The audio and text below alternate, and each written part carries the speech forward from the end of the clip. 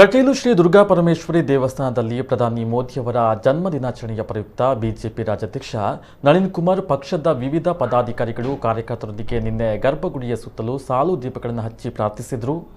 ದೇವರ ಎದುರು ಕುಳಿತು ಸುಮಾರು ಅರ್ಧ ಗಂಟೆ ಭಜನೆಯನ್ನ ಹಾಡಿದರು.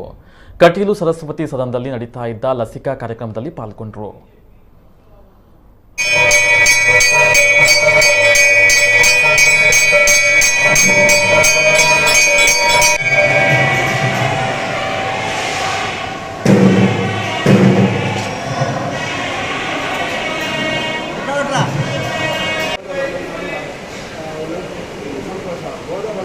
ಆಂತರಿಕವಾಗಿ ಸಂತೋಷ